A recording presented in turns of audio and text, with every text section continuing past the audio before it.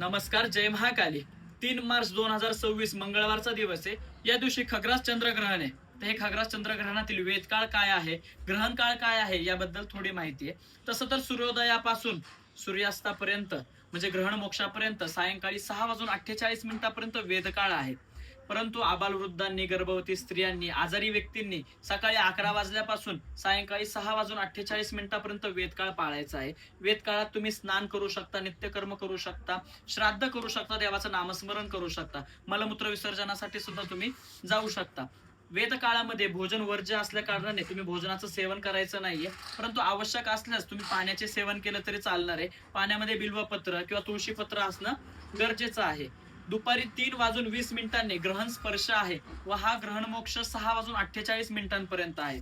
जर तुम्हाला शक्य असेल, जर तुम्हाला ग्रहण पाळायचंय, गर्भवती स्त्रियांना असो किंवा आबालवृद्धांना असो किंवा जे कोणी देवीचे उपासक असतील, ज्यांना त्यांचे मंत्र उजळून घ्यायचे किंवा देवीची साधना करायची, अशांनी ग्रहण स्पर्शापासून म्हणजे 3:20 तुम्ही उपासनेसाठी बसायचंय. गर्भवती स्त्रियांनी टोकदार वस्तू म्हणा, सुई किंवा जे काही आपल्या घरातील जे कोणी वयस्कर आजी वगैरे असतील त्यांच्याकडून ग्रहणात काय करू नये याबद्दल थोडी गर्भवती स्त्रियांनी माहिती घ्यायची. जे कोण देवीचे उपासक आहे त्यांनी 3:20 न देवीची साधना करायला देवापाशी बसायचंय. कारण की ग्रहण स्पर्शाचा वेळ आहे 3:20 ते 6:48 परंतु हे ग्रस्तोदित चंद्रग्रहण असल्या कारणाने चंद्रग्रहणाचे दर्शन जे आपल्याला चंद्रग्रस्तोदित झालेल्या ग्रहणाने त्याचेच दर्शन आपल्याला होणार आहे. म्हणजे आपल्या येथील सूर्यास्त झाल्यानंतर म्हणजे अंदाजे 6:38 6:48 ग्रहण दर्शन आपल्याला होणार आहे.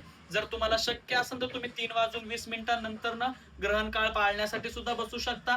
जर शक्य नसेल तर सायंकाळी 6:38 ते 6:48 तुम्ही तुमची साधना करण्यासाठी देवापाशी बसू शकता. जे काही गुरु मार्गदर्शनानुसार जे काही तुमच्याकडे मंत्र असतील, जे काही साधना असतील त्या तुम्ही देवापाशी बसून उजळू शकता.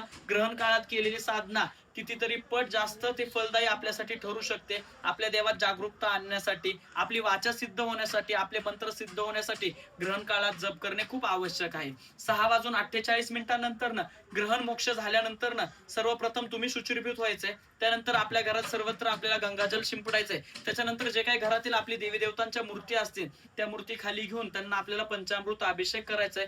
पूर्ण स्वच्छ करून नवीन कपडे, नवीन वस्त्र त्यांना घालून पुन्हा त्यांच्या जागेवरती आपल्याला सेवेसाठी त्यांना ठेवायचे.